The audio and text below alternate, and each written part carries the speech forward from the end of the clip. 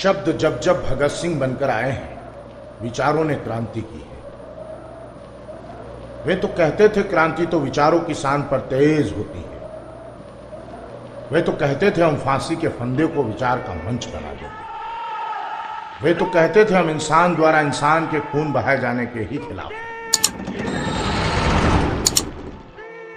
काल के गाल में असंख्य योद्धा समा गए, हजारों क्रांतिकारी शहीद हुए, पर आज भी अमर है क्रांति दृष्टा विचारक दार्शनिक शहीदों के शहजादे मृत्युंजय भगत सिंह। मृत्युंजय भगत सिंह जो आज सिर्फ एक नाम नहीं एक विचार है, वे विचार जो आज भी दिल और दिमागों में आग लगाया करते हैं।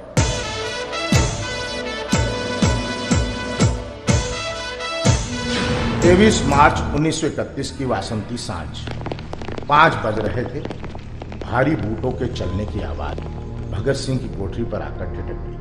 3 फंदे, तीनों वीर धम से उसके नीचे आकर खड़े हो। बीच में सदैव की तरह भगत सिंह, आसपास राजगुरु सुखदेव, तीनों ने एक साथ गर्जना की, सिंह गर्जना।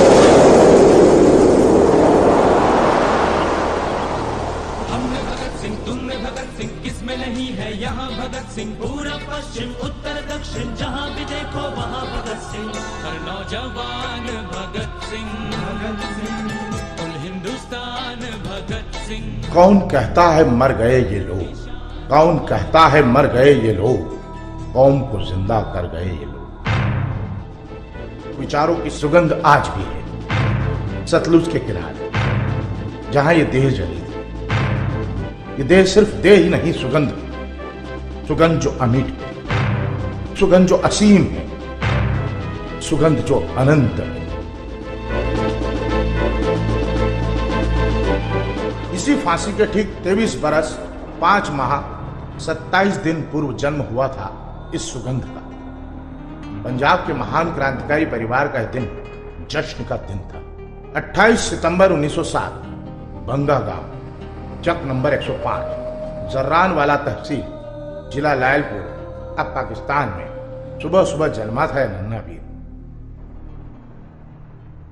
भगत सिंह का घर घर नहीं, क्रांति की पाठशाला था।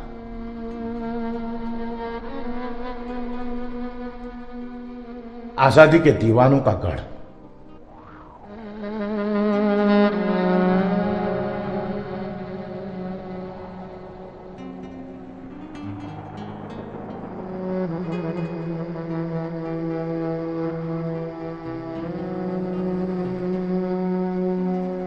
क्रांतिकारियों की फौज, वह भी इस एक ही घर में। दरो दीवार अगर बोल सकती तो चीख चीख करके कहती कि क्रांति यहीं से जन्मी। सतलुज भी गवाह इस शहादत के तीर थे।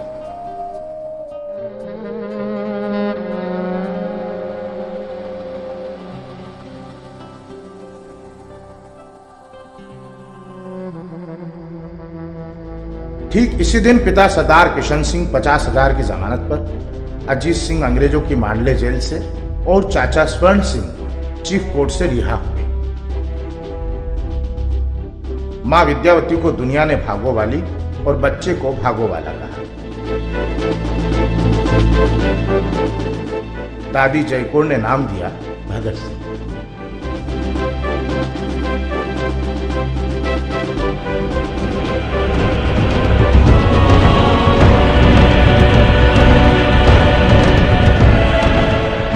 वे 2.5 बरस के थे। चाचा खेत पर गए, चाचा किसान से बात करने में लगे, नन्हे भगत सिंह गायब। दोनों खोजने भागे, देखा वो कुछ बो रहा है। क्या कर रहे हो नन्हे किसान? तुतलाते हुए बोले, बंबू के बो रहा हूं, बड़ा होकर अंग्रेजों को मार भगाऊंगा। क्रांति अपना बचपन बो रही थी।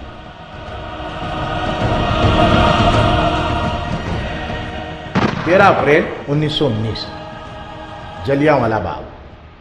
अमृतसर में जलियांवाला बाग कांड हो गया।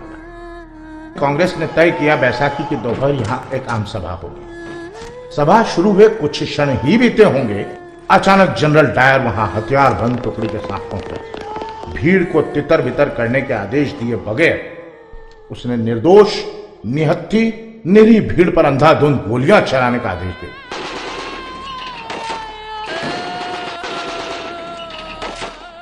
मशीन गनों से गोलियां बरसाई गई, लाशों पर लाशों का अंबार, जख्मियों का ढेर, बाहर जाने का एक रास्ता और वह भी बंद।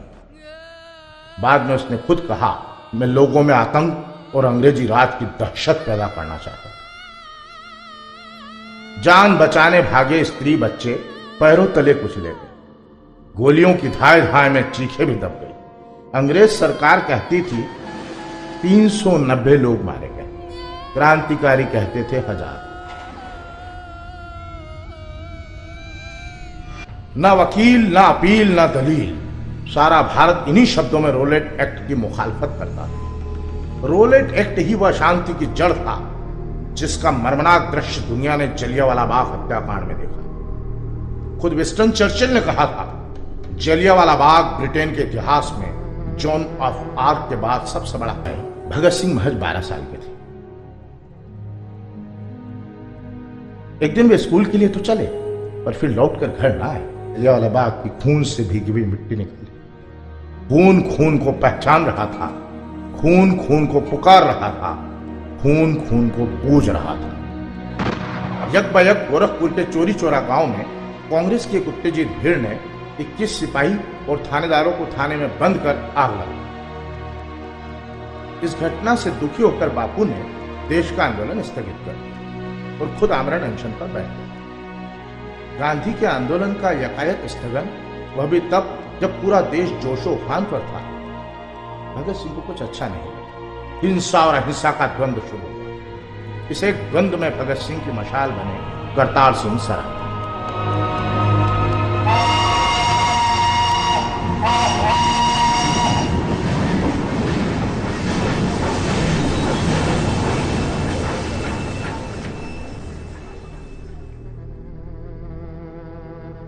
जब 1919 में जलियांवाला बाग का कांड हुआ, तब एक पंजाबी नवयुवक ने यह प्रण किया था कि इसका बदला हम लेकर रहेंगे।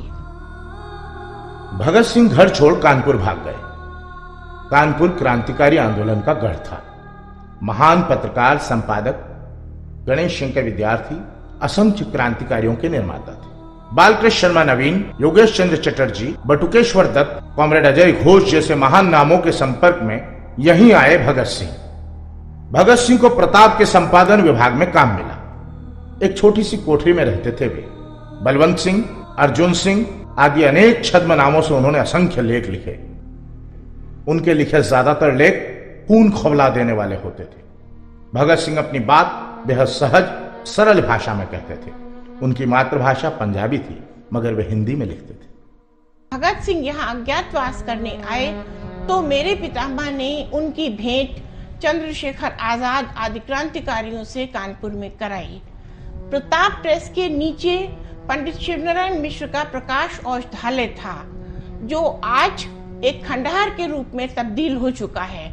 वहां पर औषधियों के नाम पर च्यवनप्राश बनाने की कढ़ाई रखी रहती थी, लेकिन बनते थे नीली शीशियों में बम, और वो विस्फोटक सामग्री का उपयोग करते थे ये क्रांतिकारी। भगत सिंह ने जो 10 मास अज्ञातवास के बिताए, वो उन्होंने कंपोजिटर और मशीन मैन के रूप में काम किया प्रताप में, अर्जुन सिंह के छद्म नाम से।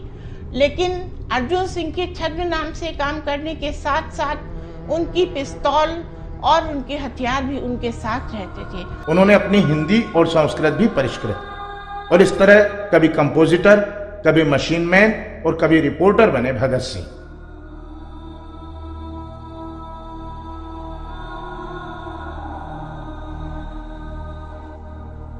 चांद का फांसी अंक संपादित कर 10 माह के अज्ञातवास में पत्रकार बने भगत सिंह लाहौर चले गए। अब तक पुलिस की निगाह में वे खतरनाक लेखक और क्रांतिकारी हो चले थे। लाहौर में कीर्ति अखबार के दफ्तर से भगत सिंह को गिरफ्तार कर लिया गया। कारण स्वयं भगत सिंह को भी पता नहीं चला। अदालत में जाने पर पता चला, लाहौर में दशहरे को जो बमकांड हुआ था उसमें भगत सिंह का हाथ था। भगत सिंह जैसे उच्च आदर्श वाले क्रांतिकारी ऐसा काम सपने में भी सोच नहीं सकते थे। स्पष्ट था कि उन्हें झूठा फंसाया जा रहा था। यह भगत सिंह की पहली गिरफ्तारी थी। जेल ने उन्हें तप्त स्वर्ण सा निखार दिया। 30 अक्टूबर 1928 सारा देश साइमन कमीशन के खिलाफ खड़ा था। अक्टूबर के अंतिम सप्ताह में कमीशन लाहौर आया।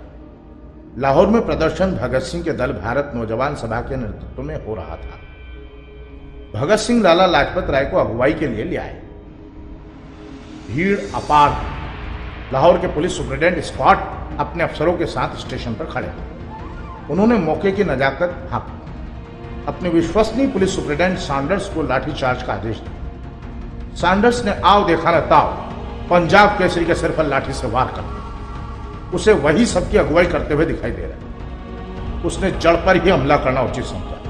भीड़ एक सभा में बदल। लाला जी को गहरी चोट आई, पर चोट जितनी शारीरिक थी उससे भी ज्यादा कहीं मानसिक पीड़ा इस बात की थी कि 33 करोड़ जनता के नेता को एक दोयम दर्जे के पुलिस अफसर ने बेरहमी से मारा। उन्होंने चोट खाकर गिरने से पहले कहा था, मैं घोषणा करता हूं कि जो चोट मुझ पर पड़ी है वो भारत में अंग्रेजी शासन के कफन की आखिरी कील साबित हुई। 17 नवंबर 1928 को उनकी मृत्यु हो गई। वे शहीद हुए। उनकी मौत से सारे देश में शोक की लहर दौड़ी। साथ ही अंग्रेजों के विरोध में क्रोध का जहर भी फैल गया। भगत सिंह ने वक्त की नजाकत को अपनी क्रांति दृष्टा, अपनी भविष्य दृष्टा आंखों से भांप।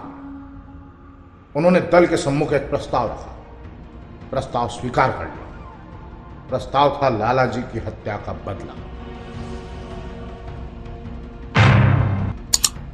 17 दिसंबर 1928 राजगुरु पैदल, भगत सिंह दल के कमांडर चंद्रशेखर आजाद के साथ साइकिल पर। भगत सिंह और राजगुरु बिजली की तरह तेजी से झपके और सैंडर्स का पल भर में वध हो गया। आजाद ने पीछा करने वाले सिपाही का काम कमा। खुली सड़क पर दिन दहाड़े पुलिस अफसर की हत्या। ब्रिटिश गवर्नमेंट को सांप सूंघ गया। सैंडर्स वध के समय सभी क्रांतिकारी लाहौर में थे। सभी को खतरा था, खासकर भगत सिंह को। लाहौर दशहरा कांड में पुलिस उन्हें पहले गिरफ्तार कर चुकी थी। पुलिस के पास उनका फोटोग्राफ था। आजाद ने योजना बनाई और कलकत्ता मेल से भगत सिंह फेल्ट हेट लगाकर एक साहब बने। दुर्गा भाभी साहब की पत्नी बनी। साथ में नन्हा सा बालक शची और मेले कुचेले वस्त्र पहने नौकर बना राजू। कलकत्ता चले। कलकत्ता में जैसे भगत सिंह का भावी भविष्य तैयार हो रहा था, फ्रांसीसी क्रांतिकारी वेला का कथन भगत सिंह के मन मस्तिष्क में उथल पुथल मचा रहा था। देश समझौते की ओर बढ़ रहा था। तब बड़े बड़े नेता अपने को बचाने के लिए समझौतावादी दृष्टिकोण अपना रहे थे। तब भगत सिंह ने अपने आप को बलिदान कर इस निर्णय को उलट देने का निर्णय लिया।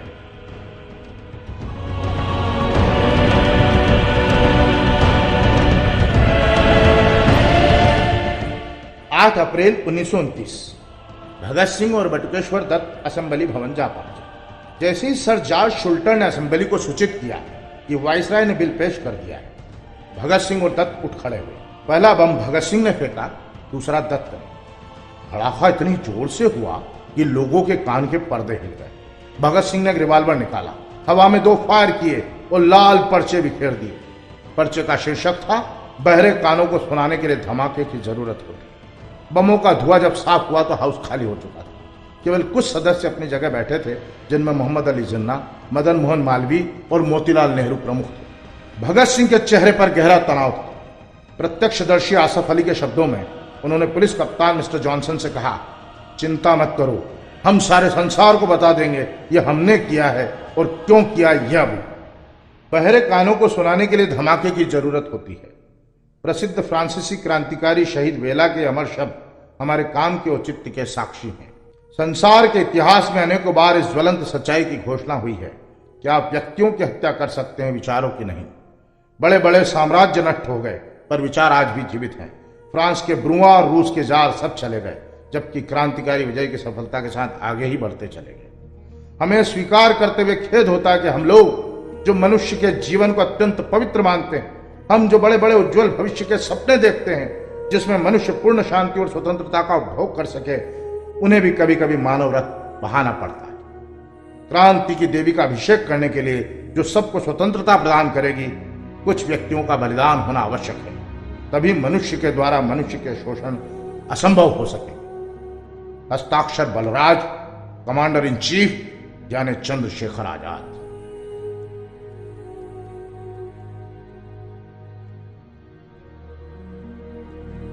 किसी की भी हत्या करना हमारा इरादा नहीं है। द्वेष शब्द निकाल लीजिए बस।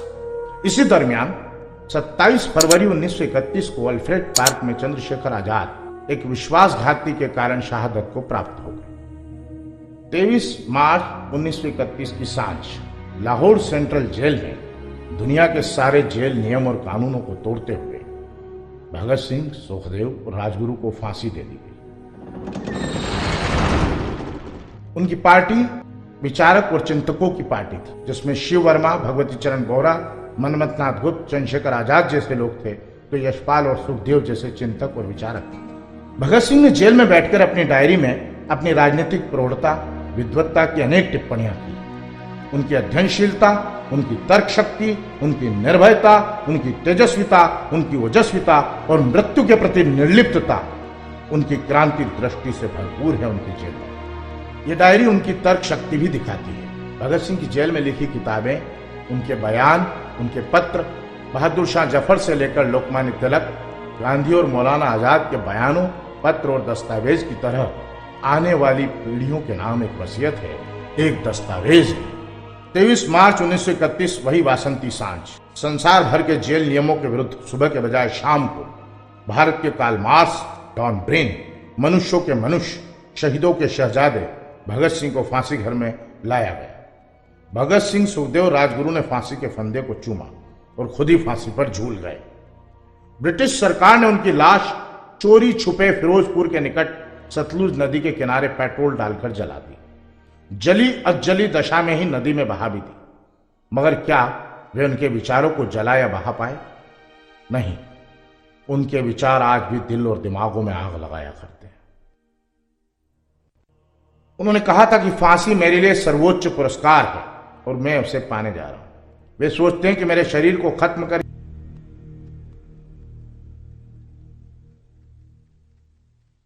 हम में भगत सिंह, तुम में भगत सिंह, किस में नहीं है यहाँ भगत सिंह। पूरब पश्चिम उत्तर दक्षिण जहाँ भी देखो वहाँ भगत सिंह। हर नौजवान भगत सिंह, भगत सिंह, कुल हिंदुस्तान भगत सिंह, भगत सिंह, भारत की शान भगत सिंह, वीरों की आन भगत सिंह। हिंद का हमदम जिंदाबाद, आग का मौसम जिंदाबाद, क्रांति की सरगम जिंदाबाद, शहीद आजम जिंदाबाद, जिंदाबाद जिंदाबाद जिंदाबाद जिंदाबाद जिंदाबाद जिंदाबाद।